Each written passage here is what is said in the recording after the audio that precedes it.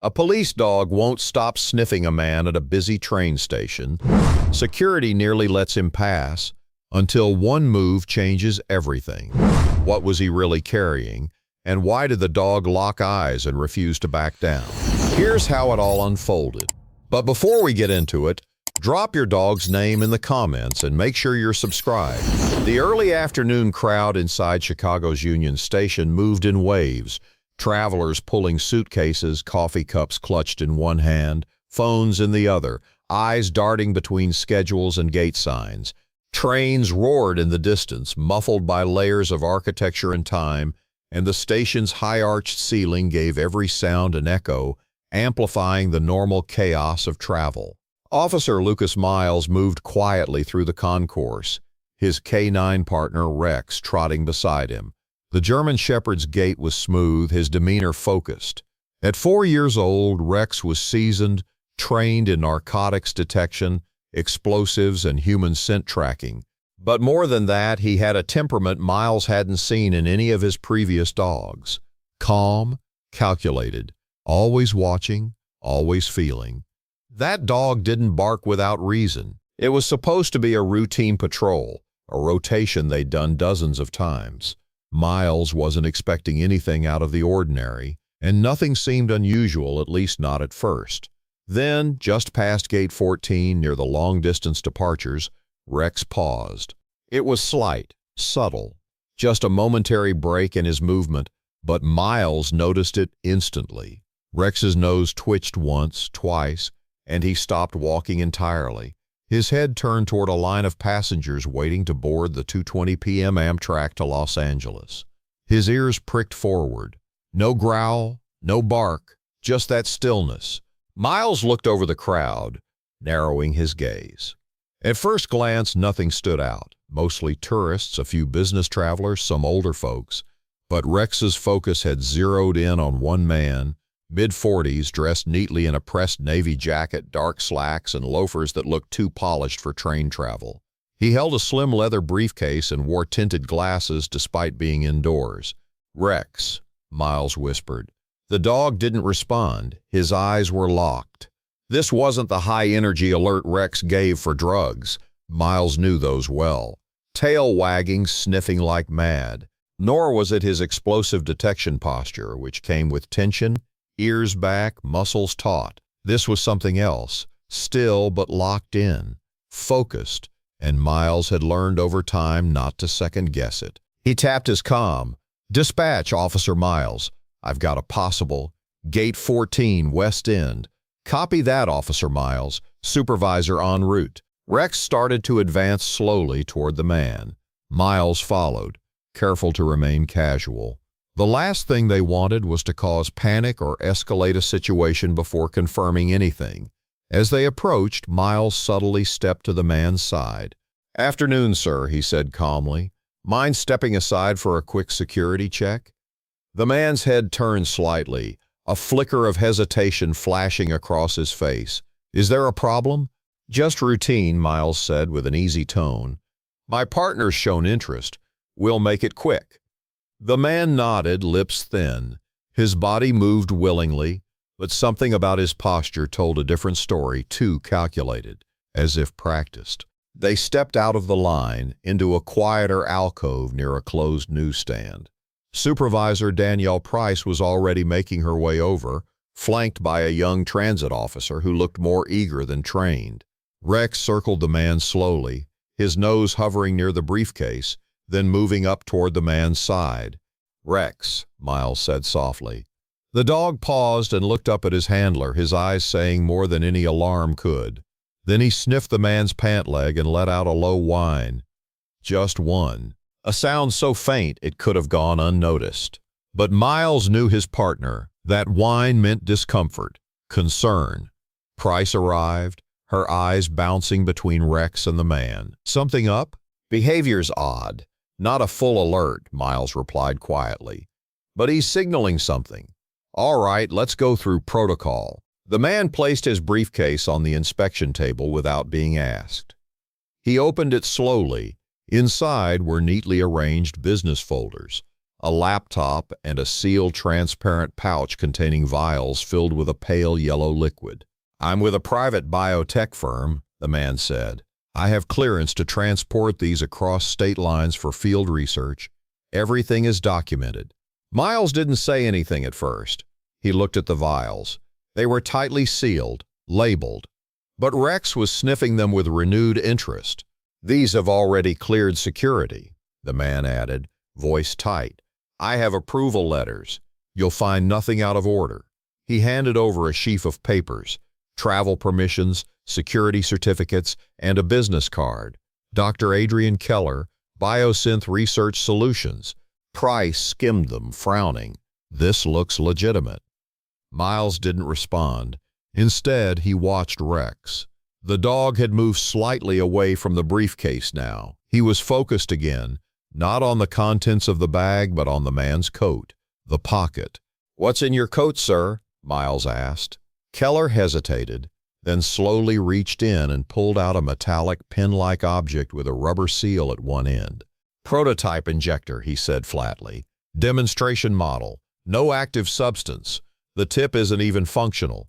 Price gave Myles a look that said, "We're pushing this too far." But Rex was staring up again, ears halfway raised. Myles took a breath. "Let's do a full scan." Keller's mask finally cracked. "You're wasting time. I have to board. This is harassment." "I understand," Price said smoothly, "but this will only take a few more minutes." They walked him down a side corridor to the secondary inspection room. The fluorescent lights buzzed overhead, casting a sterile hue on the floor as Myles began a careful inspection of Keller's belongings. They used a portable scanner on the liquids, no traces of explosives, no red flags. His laptop was clean, his ID and documents checked out, but Rex kept returning to one spot, the briefcase's base. He sat in front of it now, silent but focused, not moving. Myles touched the bottom lining. It felt solid, but then he pressed along the edge, and the slightest give in the material told him there was more to it. He worked his fingers under a corner seam and felt it. A false bottom. With slow precision, Myles peeled back the layer. Hidden beneath was a slender black case about the size of a phone battery. No markings. Sealed. "What is this?" Price asked sharply. Keller's jaw tightened. "That is private company property. It's encrypted research data, harmless." "Why hide it?" Myles asked. "Because competitors would love to get their hands on it," Keller snapped. "We've had leaks before." Myles looked to Rex again. The dog hadn't moved. His body was low, muscles tense. Keller tried to step forward, but Myles blocked him. "Step back." Price reached for her radio. "We're going to need hazmat verification on site. Possible concealed biologicals." The words hit the room like a silent bomb. Keller's hands lifted slightly. "This is insane. I've done nothing wrong." Myles didn't look at him. He was watching Rex, who had now positioned himself between Keller and the case, unmoving. His job wasn't done. By the time the hazmat team arrived from the city's emergency response division, part of the inspection room had been cordoned off. Keller was detained but not arrested. Not yet. The black case was removed and sealed in a containment bag. The officers were ordered to maintain distance. 2 hours passed before the lab results came back.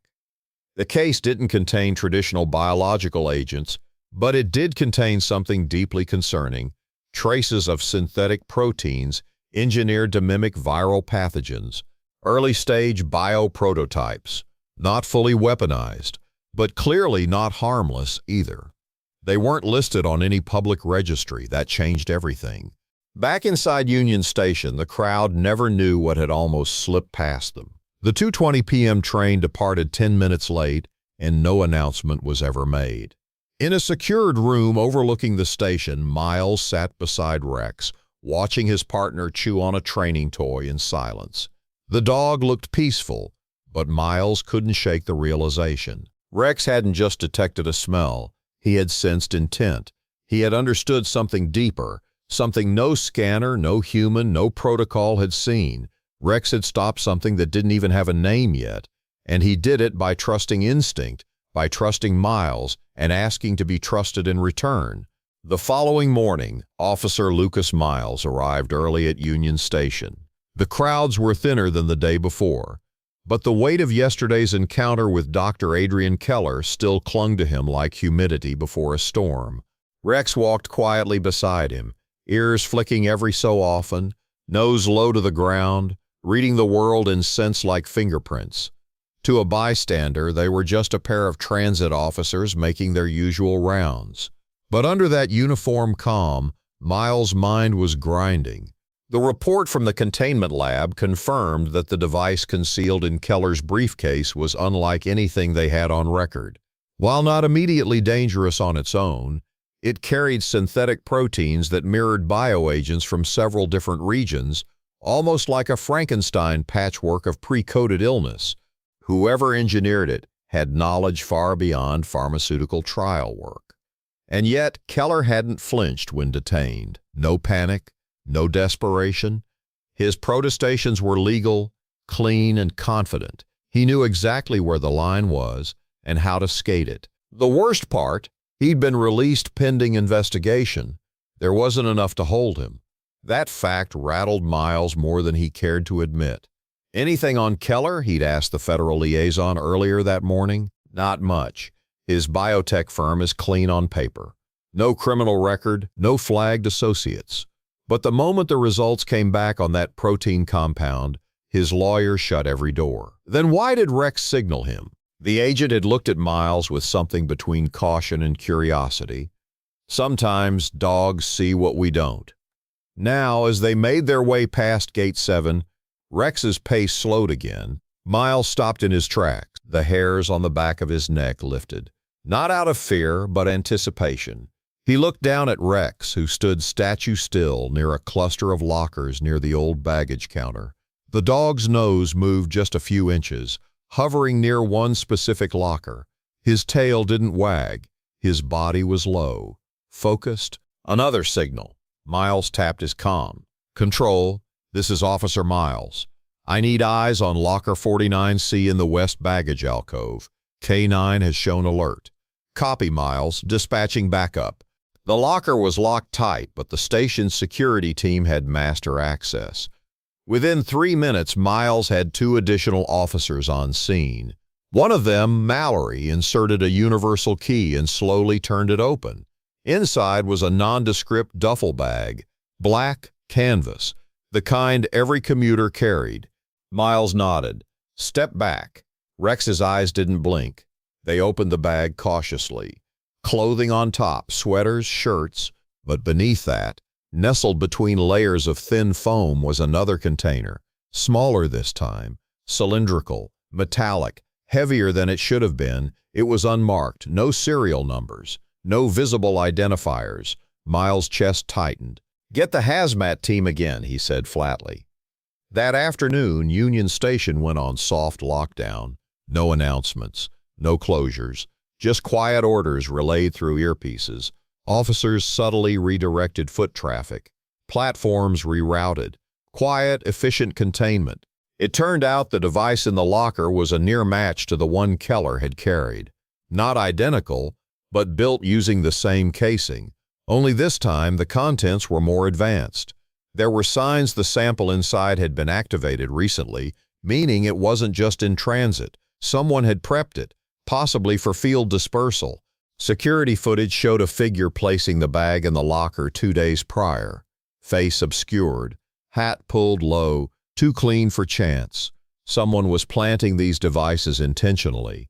And now, it wasn't just about Keller. This was a network. By nightfall, Myles was back at precinct headquarters, sitting in a room filled with federal agents, biohazard experts, and Department of Transportation representatives. Maps covered the table, photos, timelines, flight paths, train routes. Keller's face stared back from half the materials. Agent Nadia Gray, lead on the Joint Task Force, pulled Myles aside. You were right not to ignore your partner's behavior, she said. Myles leaned against the wall, and yet Keller walks free.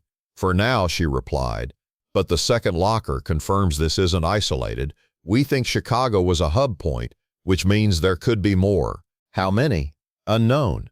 But the protein samples we pulled, she paused, they show clear markers of replication, which means they were meant to evolve, possibly even adapt to delivery environments. Myles exhaled through his nose, and Rex caught that, without contact, without exposure. Gray looked at him thoughtfully. Your dog might be our most sensitive detector. We want to move you both off standard patrol, temporarily. Join the investigative unit. Rex, curled under the table, opened one eye. Myles looked down. You game, boy? A single tail thump on the floor. That was a yes.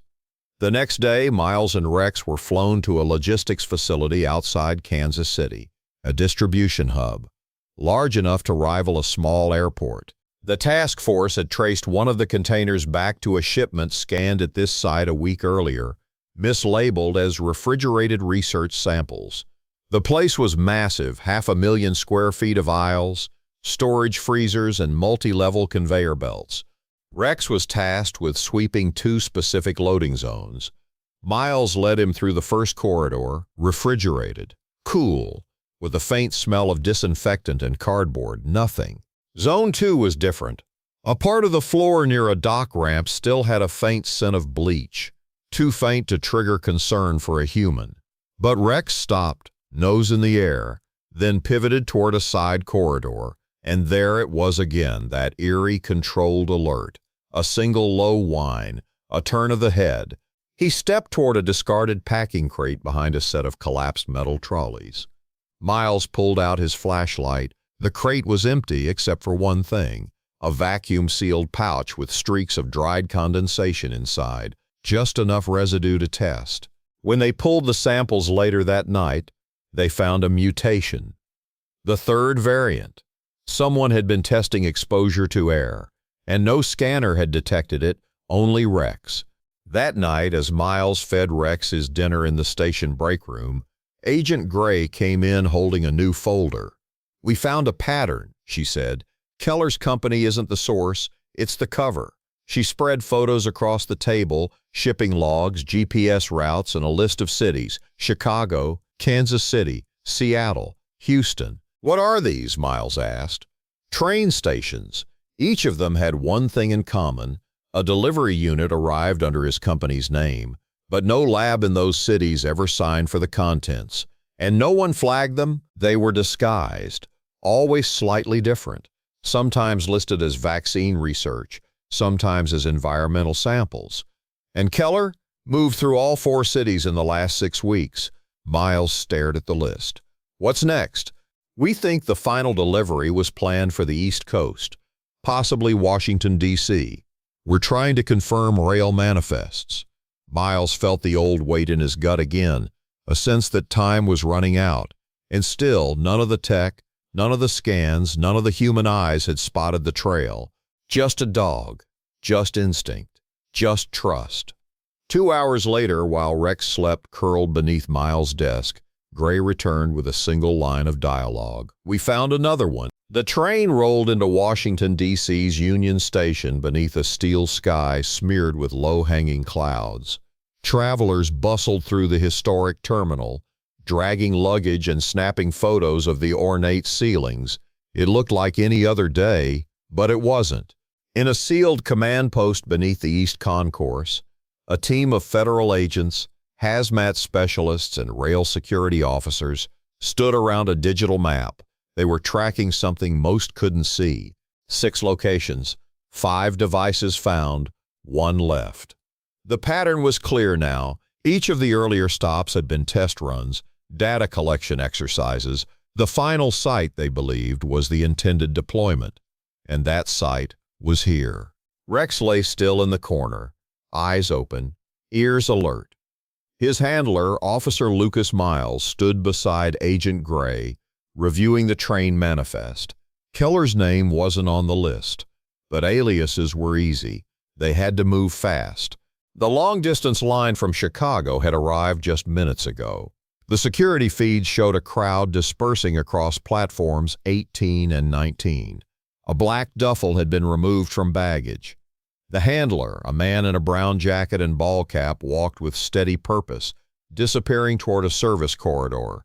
Rex lifted his head, his ears twitched, and without a command he stood. They moved fast. Myles followed as Rex led the way, not to the corridor, but back toward the main terminal. His steps were urgent now, intentional.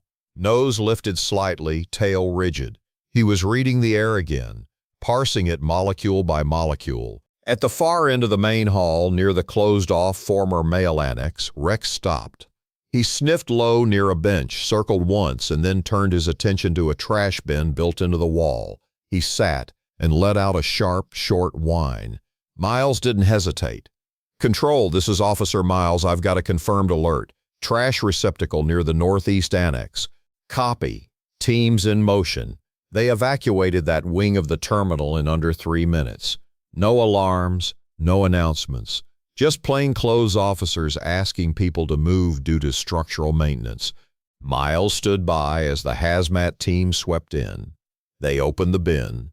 Inside was another black case, metallic, slightly larger than the last. There were no identifying marks, but they didn't need them anymore. Rex had found it. What followed was a flurry of containment, analysis, and controlled disassembly. The device was live. It had been rigged with a timed aerosol dispersal unit set for that very afternoon, just hours from now. The sample inside was more advanced than anything found before. A synthetic compound spliced with hemorrhagic and respiratory vectors, designed to evade early detection, resist treatment, and exploit tight quarters. Had it been released in the enclosed hall during peak travel, the projected mortality rate was above 70% within the first week. Travelers would have spread across the northeast corridor before symptoms even surfaced. There would have been no early signs, only chaos, and it had been stopped by a dog. But the man who planted the case was still out there, and Rex wasn't finished yet. He pulled Myles toward the far stairwell, nose down, focus locked, a new scent trail. Myles trusted him. He always did. They descended into the lower mechanical levels, service corridors unused by the public. Rex's pace quickened. They turned left, right, then another left, and then footsteps. Ahead, fast, fleeing. Myles raised his radio, suspect in motion, service tunnel, heading northbound toward maintenance access. Security responded instantly, but Rex didn't wait. With one signal, Myles gave the release command, "Go!" The Shepherd exploded forward, body sleek, silent, lethal in movement. Up ahead, the figure in the brown jacket glanced back just in time to see a blur of fur and muscle barreling toward him. He reached for something inside his coat, maybe a weapon, maybe a secondary trigger, but never made it. Rex hit him center mass, sending both man and dog to the floor. By the time Myles arrived seconds later, the suspect was pinned, whimpering, arm-locked in Rex's jaws with just enough pressure to immobilize without maiming. The threat was over. The man was later identified as Louis Werner, a former biomedical engineer flagged years ago for unauthorized research into synthetic viral amplification. The trail linked him back to Keller, whose biotech company served as the legal laundering front for the weaponized research. Interrogation revealed that Keller hadn't just known about the plan, he was the architect. The prior cities were beta tests. DC was the deployment. Keller had already fled the country, but the evidence found in Werner's devices, encrypted correspondence, shipment manifests, biometric keys, was enough to trigger an international manhunt. Within 72 hours, Keller was located in transit through Switzerland. He never made it past Zurich. Back in D.C., Rex sat quietly at the edge of the press briefing. Reporters were told only the partial story: an intercepted biodevice, a suspect apprehended, a multi-agency success. The full scale of the threat, what could have been, was kept from the public. Only those in the inner circle knew how close the station had come to becoming the epicenter of a global catastrophe. Only they knew who had truly stopped it. Later, in a quiet conference room, Agent Gray approached Myles with a rare softness in her tone. "We owe you both more than we can say."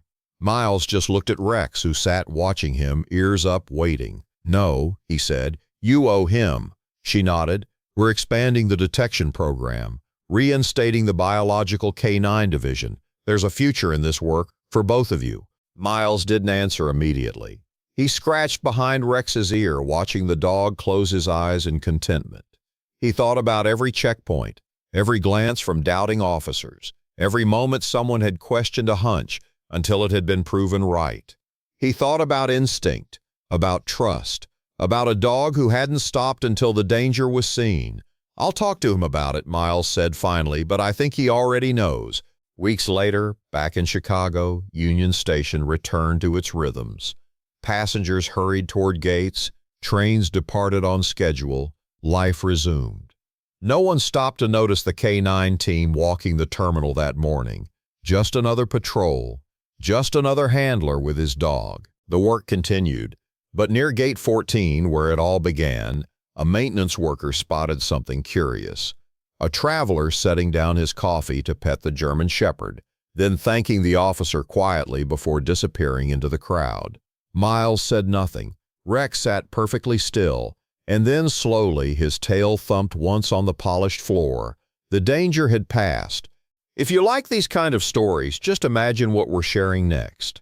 Hit that like button, subscribe, and turn on notifications, because you never know when the next unbelievable canine hero will change everything. Don't miss out.